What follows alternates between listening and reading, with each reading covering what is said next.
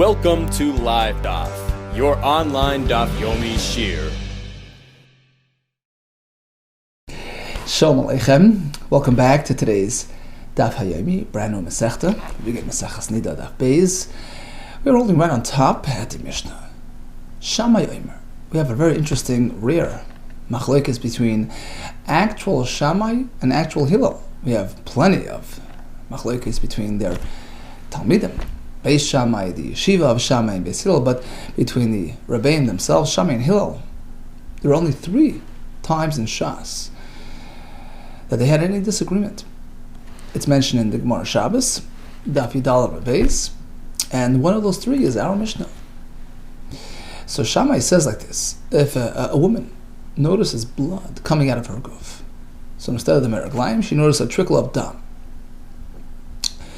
so that will change her status twofold. First of all, regarding transmitting tumah, if she touches something, truma or kachim or even regular items, she transmits tumah to those items. She has a status of an av hatumah, a source of tumah, until she is table in a mikveh and purifies herself. Now, back in the day, the system entailed just simply waiting 7 days. So if she sees dam, today is number 1, tomorrow's number 2. There's no need to make examinations, even if she has dam all throughout.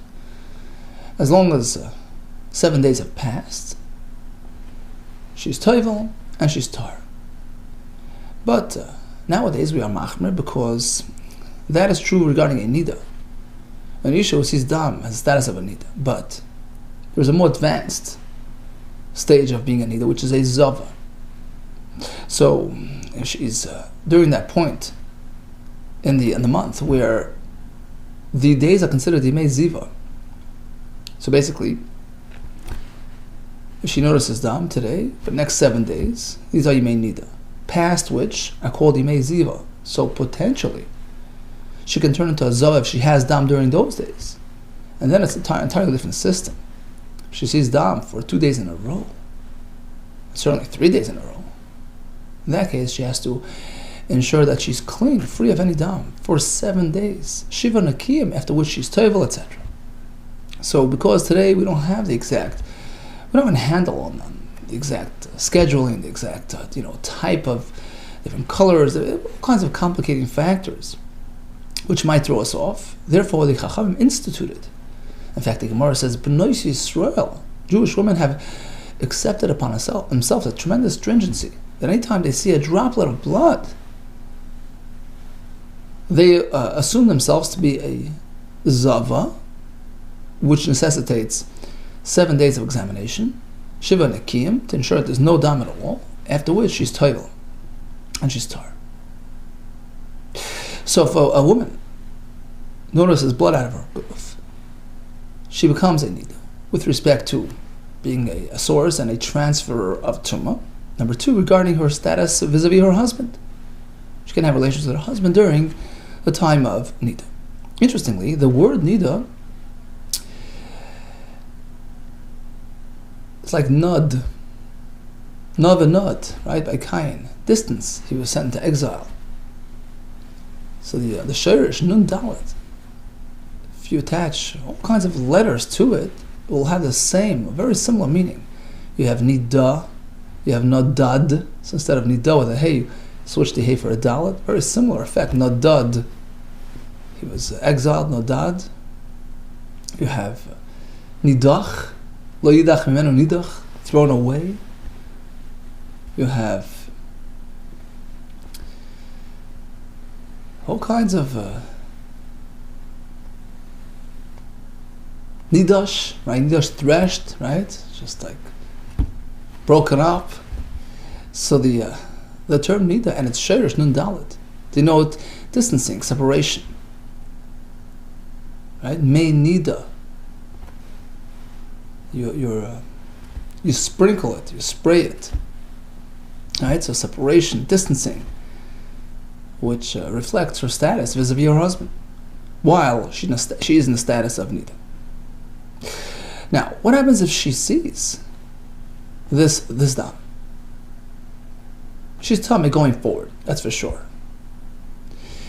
Shall we be concerned that perhaps that dam was already present somewhere in her guf, in the bayis hachitzon, as Rashi calls it, the external chamber, even though it hadn't really left the isha, but once it reaches the bayis hachitzon, she's already tummy.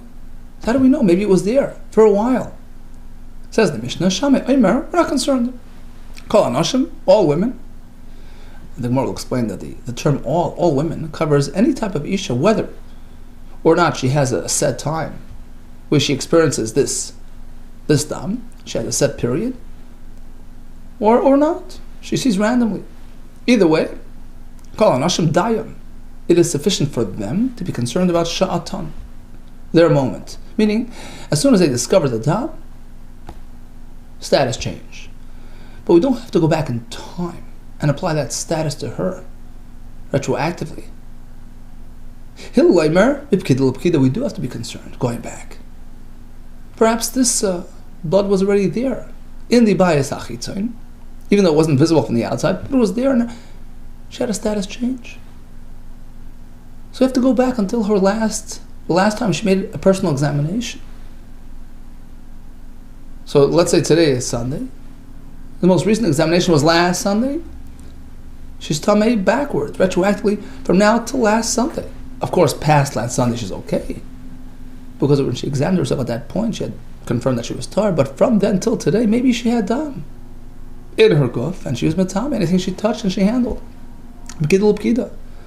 From one examination going back to the previous examination, even if it's many days in between.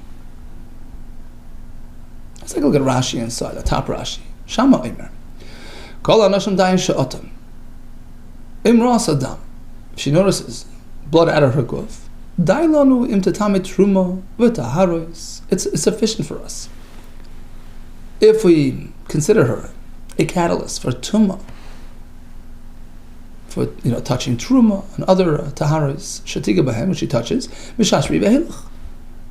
Starting from when she noticed the dam onward. Well, I mean, we don't say, just like you discovered the dam now in her outer chamber. Yavas, Botka, Nami, if she would have checked, yesterday, she would have discovered there blood there too. Because we do on the walls of the womb area, held it back.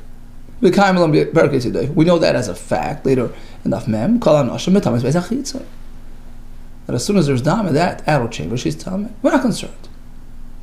The Gemara later will explain why Shammai is not concerned. In fact, the Gemara will give us many reasons, 4 in total, why we only go from now forward. Hillel, on the other hand, goes back. She checked herself on Sunday, and she found herself to be okay. So far, so good. The next Wednesday, she discovers dam. She no concerned the matama, she's matama made safek. On account of that safek, called taharis. She just ask a man any items which she had been involved with. From Sunday until Wednesday. Why? The Shema, perhaps. As soon as she removed her hands, meaning as soon as she completed that examination on Sunday, dam trickled into the area. Rasa. Because the rechem we do, which will hold up by the walls of the Beis Harech. But says Rashi, even if there are many days passed between the first and the second examination, we consider all the taharis tamei, being time between those two events. But of course, whatever happened before the initial examination, of course they're tar, because she confirmed herself to be tar at that point. Because at that point she examined herself and she was okay. And now Tosfos points out, the top Tosfos, he says, based on the Gemara later, that of course, when we go back in time, it's only with respect to kachim and truma, because it's a chumrah midrabanan. So only matters of truma and kachim, which have higher standards, they were concerned that perhaps it was done, but regarding regular, plain material like chulin, all agree, daya sha'at. It's sufficient for her to be concerned going forward and not going back. So far we have two shitas. Shammai, who says, from now forward, no going back, and Hillel says go back until the most recent examination, even if it transpired ages ago. You know what? We'll take a middle approach, a compromise. Not daya sha'ata like Shammai, and not going back to recent examination, which could have been a week ago. We're not that concerned. 24 hours, or the most recent examination, whichever window of time is shorter. We're not going to be so strict like Hillel. Rashi says, it's too strict for us to say that, so many days ago,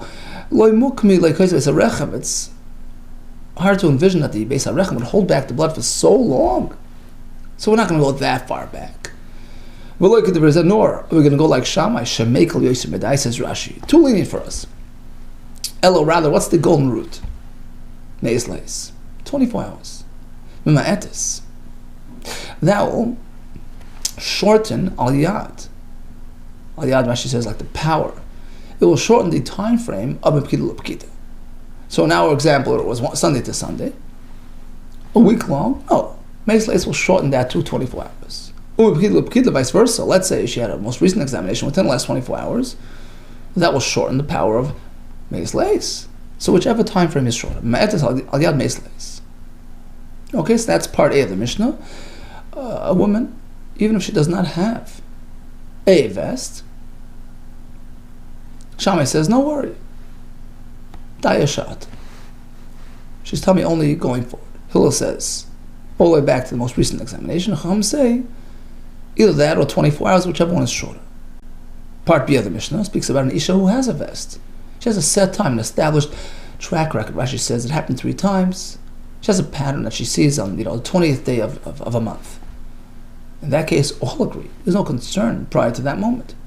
Kol Isha sheyesh leves. She has a set, established track record, a pattern, a schedule where she sees the dam. Dayashata. In her case, of course, it's sufficient for her to be concerned only from the moment of discovery. Rashi says she was boidik herself on the day of the vest, and she discovered herself to have dam. Okay, she's telling me from now going forward, that's it. Dayashata. Another example, we all agree that the concern is minimized by Meshameshes Be'edim, a woman who had relations with her husband. And the aid is a clause, so she made some sort of examination prior. So even though it's not such a comprehensive examination like a standard examination, Meshameshes Be'edim has the same status of examination, and it can shrink the time frame. So if it took place recently, even if it's within 24 hours, she need not be concerned past that point, going back past that point. It will shrink, it will override Al-Yad, the power of Meis Leis. Al-Yad, it will shorten the time of the Meis Leis, or the Pkida, which, as we said, was a week-long period, time frame. So since she was Mishamesh Be'edim, as she says, she was biting herself with an aid, with a sadim, with a cloth, before and after relations with her husband. That counts like a badika, and she need not be concerned going back past that point. Keita daya sha'ata. The term daya, it is sufficient for her to be concerned sha'ata from that moment onward. How does that play out? Let's say she's sitting on a bed, which was their practice. They would sit on beds and do their things. By Asukah with the Haris, she was touching items which are tahar. Upirsha. She left the bed. Virasa. At that moment, she notices them. Heat may be iris. Of course, she's telling me, but those items, those strawberries that she was checking, are okay. Even though it was a minute ago, it doesn't matter. One more point. It says the Mishnah, Afal Bisha Amru Matam Meis. So although the Chachamim are concerned going back within 24 hours, that's only a Chumrah. Midrabanan. We're concerned perhaps, maybe, so we give her Tumah status from then. But regarding counting, regarding establishing a count, as we said before, there's a count of 7 days of Niddah. When does the count start? What's considered her first day? Eina Moina. She will only count from now. Ela Mishal Shiras, from the moment of seeing. This is the first day, not the prior day, even though it's within 24 hours. That's only a Chumrah. So we sort of have it both ways.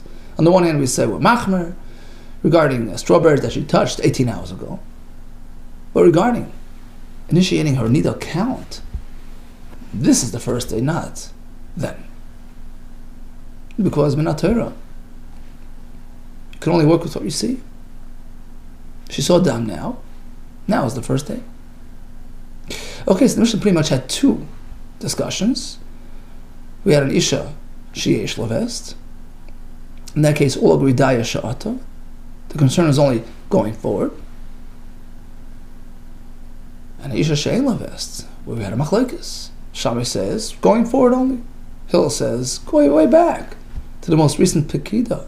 Chacham say, either that or Meis Leis, whichever one is shorter. Now the obvious question is, my time of the Shammai. Why is it that Shammai is not concerned about going back? What about the fact that the dam could have been there before she noticed it? Because Sarah, he holds, Hamei Dishal Chaskasa. Place the Isha on her track record, meaning she was tahar. Let's presume her status remains that way until proven otherwise. She was tahar until proven otherwise. You can't just speculate and make her tamei. Hillel, he disagrees. True. When do we apply chazak to an item or to a person? That's only hechad lesle reusa bigufe. When there's nothing inherent within the person that's causing the problem. There's no reusa, there's no issue coming from the person itself. Rather, he would be affected by some kind of external factor, to which we say, look, until it arrives, until we know it happened, we don't need to assume, we don't need to speculate. You're okay, you keep on being okay until we know otherwise. Aval it's by a woman.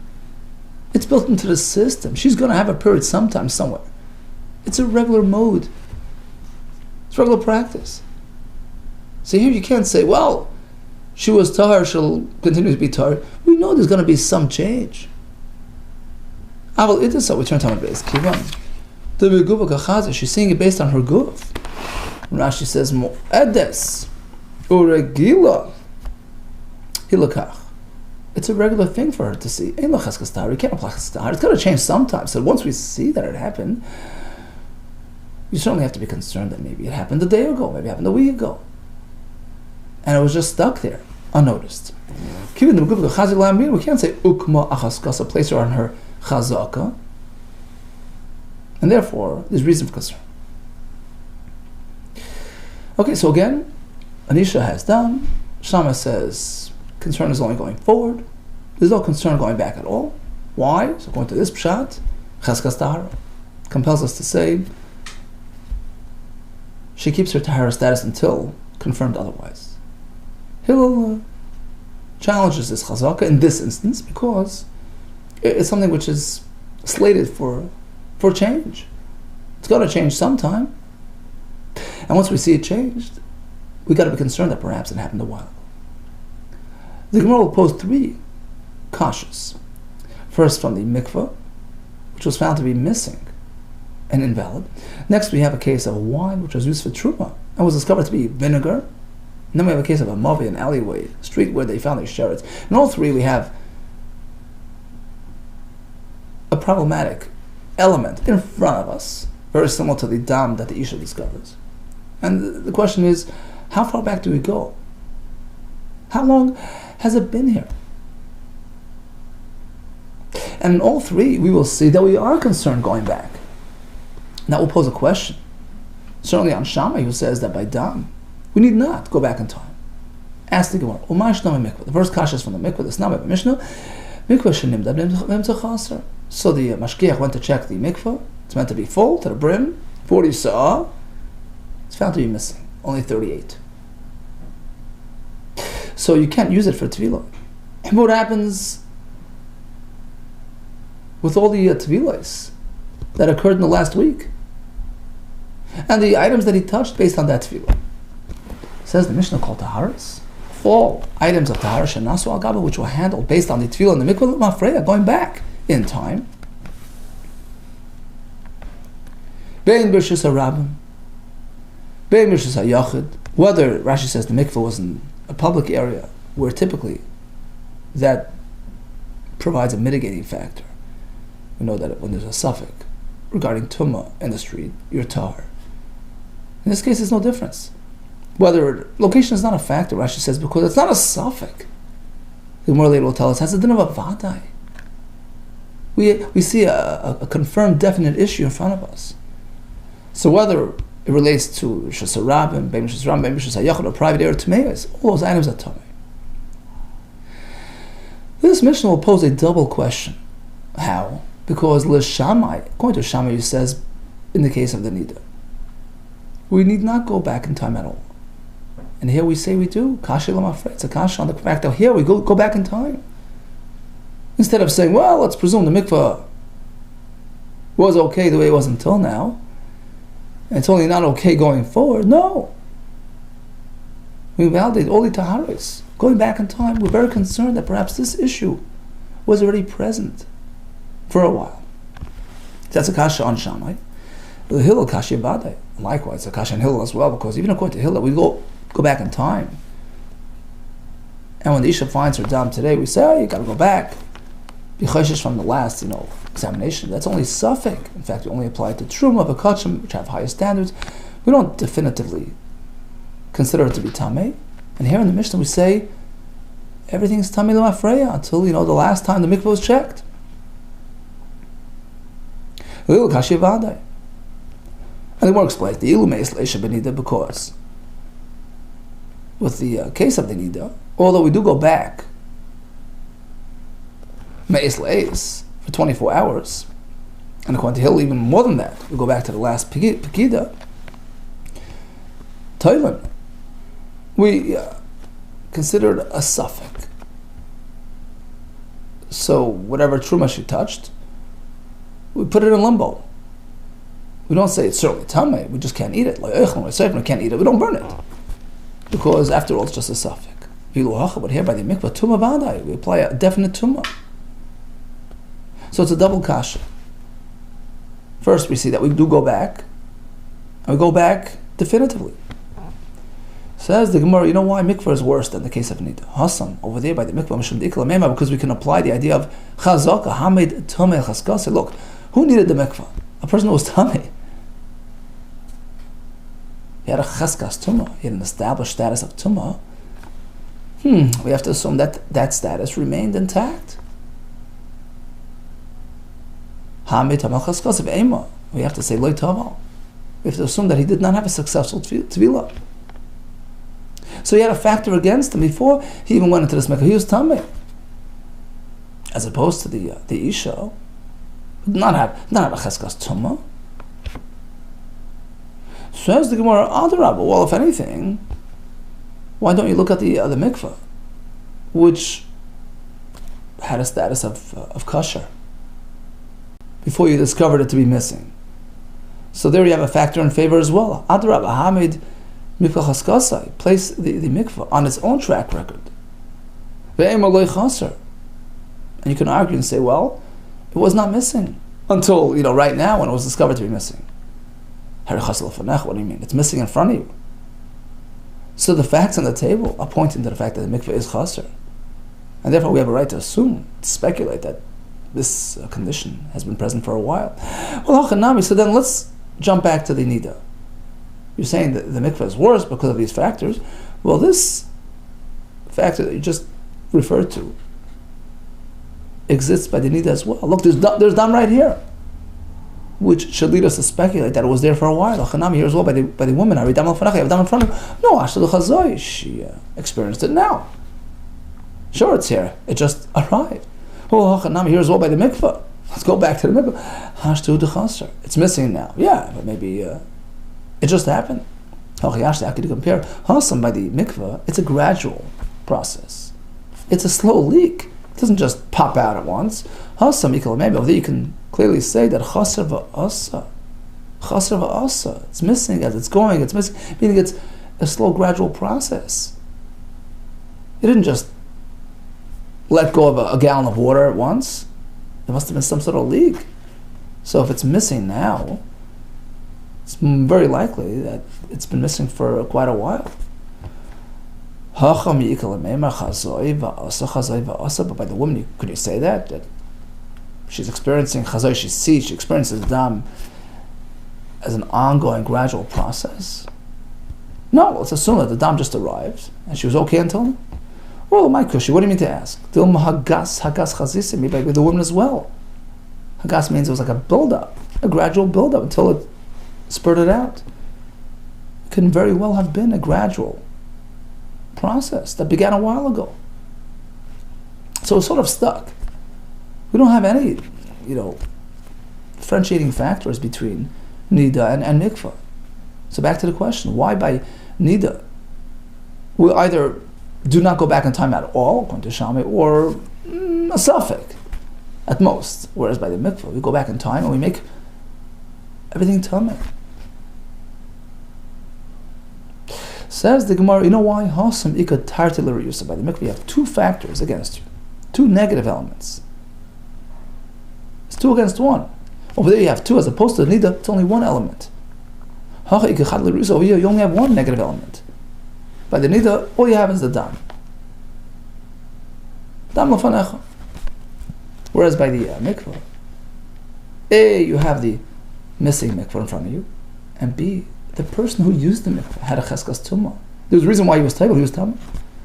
So on account of the person, we have a reyusa, we have a negative element, and on account of the mikvah as well. So pairing them together generates a compelling basis to speculate, and in fact to confirm halachically that the mikvah could not provide the goods. We assume that the mikvah was chasser for a while, and that tefillah was unsuccessful. And we go back in time until a point in time where we can definitively confirm that the mikvah was okay. As opposed to the dam of the isha, all you have is the single element, the single factor of the presence of the dam. More than that you don't have. Because the isha did not have a cheskas tumah until now, nor did the items that she touched, they were okay, so there's no reason to apply the same stringency as we do by mikvah. So that explains why, according to Shammai, we don't go back in time at all by the niddah, and even according to Hillel, it's only misafik. Next question. What about why is it different in the barrel? What happened by the barrel? The son you have rice. Are you baitik as a chalas? So this fellow was a wine drinker, and he knew that wine which he buys in the street, which is which he gets from places which have not done the truma and maser, or his own wine that he produces. He wants to take off truma and maser, but instead of doing it, 1 barrel at a time, 1 bottle at a time, he sets aside a reserve bottle on account, a reserve barrel. He says, look, whenever I get a hold of a tevel, instead of doing the truma from each bottle, I'm going to sort of deduct. I'm going to have a barrel, a credit barrel, and I'll use that as truma on all these bottles. That's great system. Except that you have to make sure that your wine stays wine. It doesn't spoil, because once it turns vinegar, it's not suitable for truma on wine. Rashi brings it's a shita of Rebbe back in Bava Basra, who says that wine and vinegar are 2 different types, 2 different things. You can't do truma from one on the other. So initially he checked the barrel, the content, and it was okay. Later on, after using it for truma and many other, he went back to check the barrel, found it to be vinegar. What now? So certainly going forward he can't use it as truma. But what about going back? How long ago did this happen? Which would invalidate the process, the truma and the maser.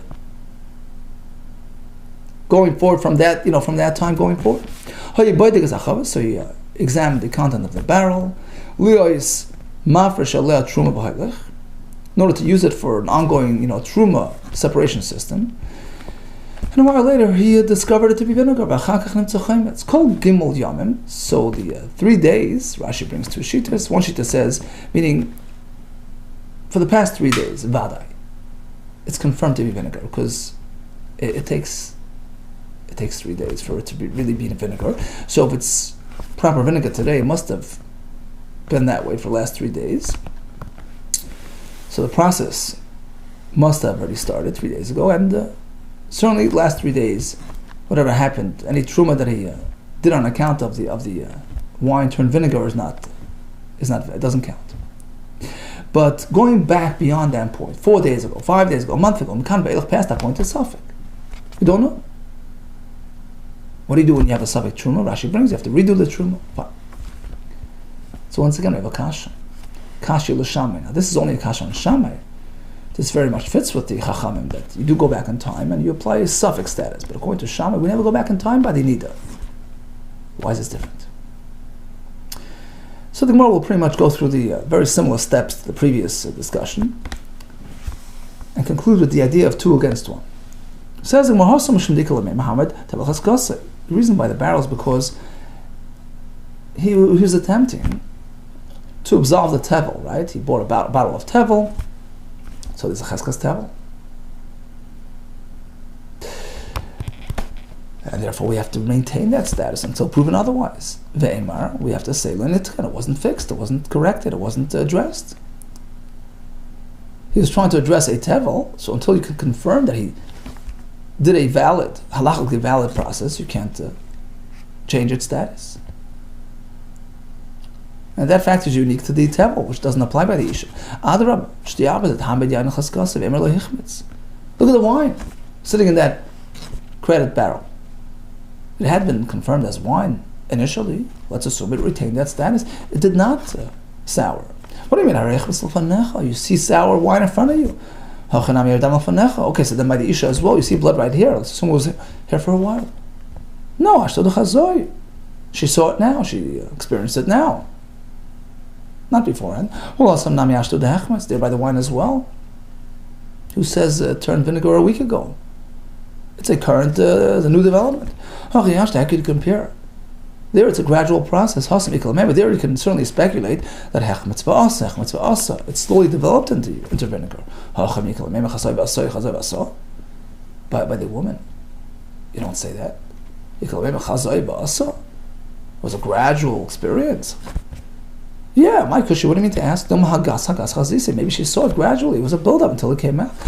Says the Gemara, once again, it's 2 against 1. Contrast to the story of the vinegar, where you have 2 elements in the negative. A, you have the vinegar in front of you. B, the wine that you're trying to address was established as tevel until proven otherwise. So you have 2 factors. And therefore, it is reason for concern. As opposed to the isha, where it's only a single factor. The presence of dam, which you don't know when it developed. And therefore, over here, going to Shammai, we need not be concerned going back in time. Now, before we get to the 3rd kasha from the Sheretz, the Gemara will sort of take a tangent here to analyze, to sort of compare the previous discussion. We have 2 very similar phenomena. We have the case of the missing mikvah, where we apply tumah retroactively, going back, tumah vadai, versus the case of the barrel, the chavis, where although we're concerned going back in time, but only a suffix. What's the difference? Verami, now we can challenge, we can ask a kasha between the chavis and the mikvah. Why is it by the mikvah?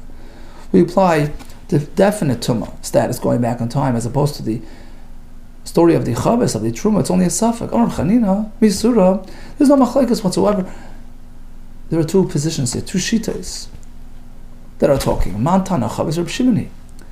True, according to the Chachamim, in both cases, it's a valid concern. The reason why we only apply suffix by the chavis is Reb Shimon speaking. Reb Shimoni, truthfully, he would say the same by the mikvah. That's only a suffix. Because he holds that even when it's, double factor against you, tatel or yusa, doesn't have a status of a vada. At most, it's a suffix. The snan, the sanya. We find a brisa which narrates the same story of the mikvah. In this case, it brings in Reb Shimon's opinion as well. The sanya mikvah shnimded b'tzachatzer. So they checked the mikvah, turned out to be missing. Kol taharas shenasu al gab. All taharas that were done on account of the tefillah in that mikvah. I'm afraid going back in time, irrespective of location, right? They're tamei vadai. So that expresses the position of the Chachamim, who would apply the same thing with the question of the truma on the barrel.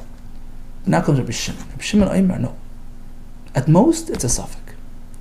In fact, he says, if the concern relates to something in the street, it's tahar. as per the general rule that a suffix tumah in a public domain is treated as tahar. We learned from the Saita, we'll see later, a woman who went into concealment with a stranger, in violation of her husband's warning. So she's considered to be tummy until confirmed otherwise, until she drinks the waters, right? That's only because she went into a private area. She's a yachid. But otherwise, she's a rabbin, she's completely tired. So we extrapolate that formula from the Saita. We say, look, a suffix tumah is dependent on location. Location plays a role in determining the status of the tumah. She's a rabbin, it's tar. She's a yachid, it's tummy. Says Reb Shimon here as well. Shimon Ayim Shis Rabbim Tahiris. This suffix with the mikvah relates to the Shis Rab. Those taharis that were handled based on the tefillah and the mikvah are tar. Rishis Yachad Toilin. If it happened in a private area, then it's not tar. We have to be concerned about a possible tumah. And the Gemara explains. We turn to the next one. Ushneim lo ylamdu el misaita. Both positions, both opinions, Rabban and Reb Shimon, are coming from Saita. They're both coming from the same source, but they disagree on how to learn, how to compare it to the Saita. Rabban Savri, Rabban are of the position Ki Saita. Let's compare it to the Saita. Ma Saita, just like by the Saita, Safaki, Asur Kavada, even though we're not sure what occurred. It's a suffix, whether she got really involved with that man or not. Va'asur Kavada. She was treated like a vadai until otherwise determined by way of the drinking of the waters. Here as well regarding this suffix tumah. Suffix, it is a suffix true, but asur kavada is treated like a vadai tumah. Ask the girl, what do you mean? Hold it. If you're learning from Saita, Saita has a flip side as well. Location does play a role, which is Ram is Tahar. And here we're not differentiating. If in fact you're coming from the Saita, we should learn all the way. Compare it to the Ki Saita, Ma Saita, just like over there. Birshas Ram in a public area, she's Tar, Achanami, years old by the suffix Tumah. Birshas Ram, if it happened in the street, Tar, it should be Tar. And you're not differentiating. Location doesn't play a role. Why? Well, how could you compare?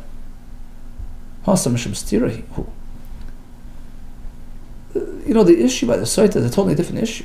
There it's a matter of concealment. So by definition, ustira, this idea of stira, is not applicable in a public area.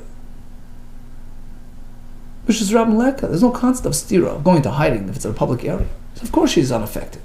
Here by the mikvah, it's a totally different set of elements here. We're talking about a fellow who was toivel, he touched something, he was tummy.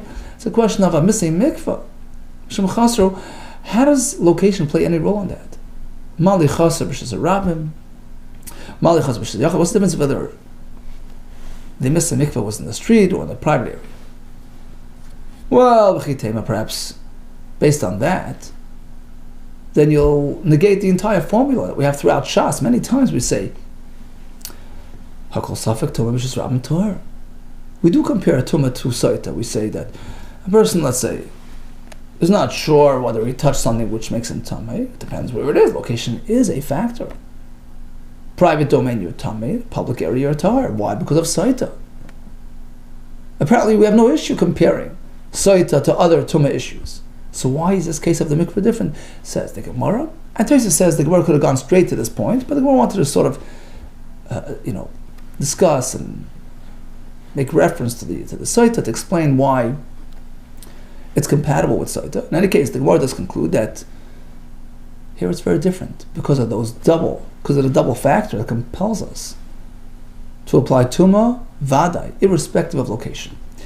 Given the Katat L'Rusa, since over here by the missing mikvah, you have two factors in the negative. Vadai Tumah Dami. True. Of course, we will learn from Saita that location plays a role. But that's strictly when it's a Safek Tumah. You're not sure that I touched, that I not, location plays a role. That's the halacha that we learn from Saita. But not when it's a double whammy, when you have two strikes against you. You have a fellow who was known to be tummy, who attempted to use the mikvah, which was now discovered to be missing. Two factors against you. It's like a vadai. Yes, by a suffix, location plays a role, but not by a vadai. Kivadai tumah, in which case we apply tumah retroactively. Reb Shimon Savar, Shimon says no. Kisaita, we will compare to the saita. Meaning, as Taisus explains, despite the double, negative factors, we still consider it a suffix, which gives us the license to compare it to the saita. Shimon Savar, Kisaita, Ma saita, just like by the saita, location is a factor, and therefore, Bishas Rab Mitzvah, Chanami as well. If the issue relates to Bishas Rab, Chanami Bishas Rab Mitzvah. Fine. So that explains that. But let's go back for a second. Let's take note of Reb Shimon's full statement. He says, on the bottom line of Beis on Beis, B'shus Rab Mitztahiris. Okay, we've explained that. It's only a suffix, which allows us to compare to Soita, suffix to B'shus Rab Mitztahir. But the second part, B'shus Yachid, if it happened in B'shus Yachid, you would say it's Tamei. No, he says Toilim. It's only a suffix. What do you mean? Says the Gemara, Ima Soita, if you're coming from Soita, you have to go all the way. Full comparison. Emoki Soita, we have to follow the Soita formula entirely.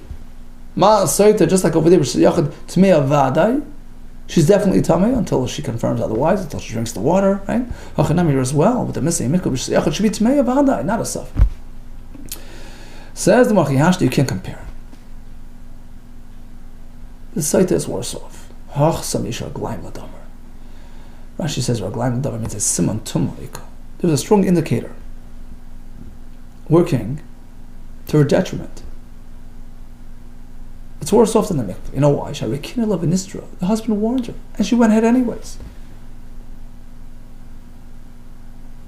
So based on that, she acquires tumah status. Because there are indicators that in fact she's guilty. But here by the mikvah, you don't have any indications. You have no indications.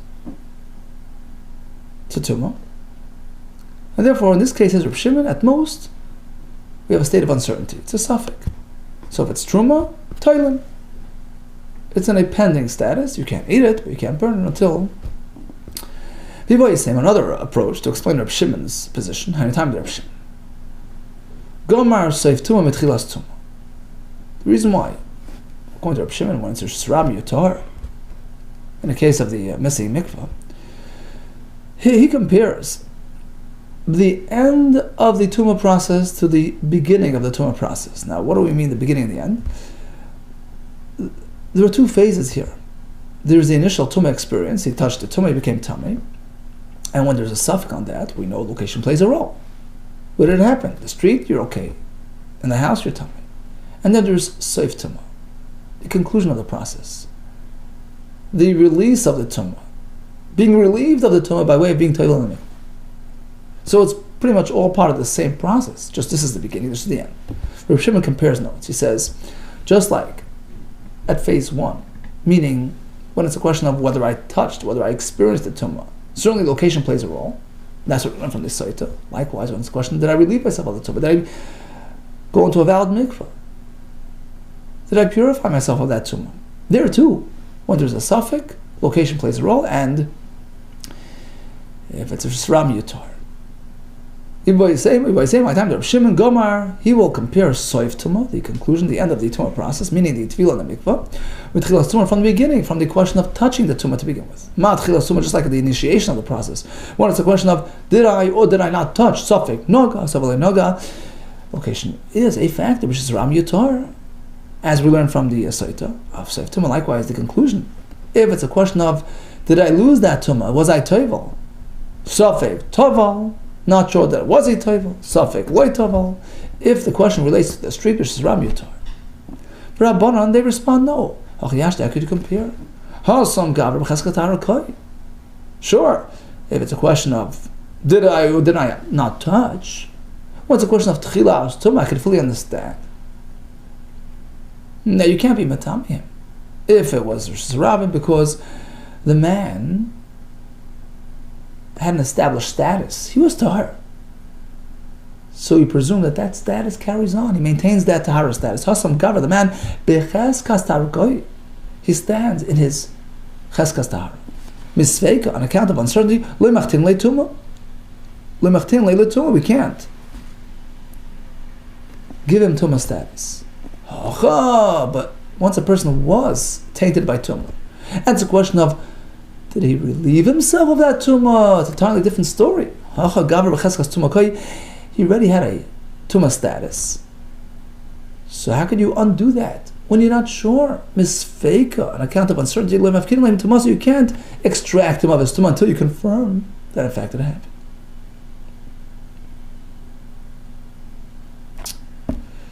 Okay, so that's an interesting sort of side discussion on account of the reference to that story of the mikvah and the chavis. The Gemara got into a whole discussion, sort of a side point, difference of opinion between Reb Shimon and the Chachamim, to what extent we have the concerns, and how it lines up with the Saita factor. But in any case, going back to our discussion, Maseches Niddah, the woman who notices the dam, do we go back in time? Do we apply tumah retroactively or not? So let's just recap the sugya. We have the straightforward case of the isha that has a vest. That's the second part of the Mishnah. All agree daya sha'ata. Since she had a chazaka that she only sees now, it's a pattern, it's a chazaka. We assume that it didn't happen prior to this moment, and she's Torah until now. Daya sha'ata.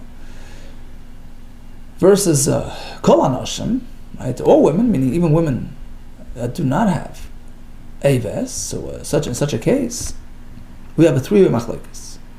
She notices blood today, Shammai says, concern only starts today going forward. And the reason for that, the Gemara gave, was because of the chazaka. Fact is, the Isha was presumed to be Torah, so let's assume she maintained that status until the dam was discovered.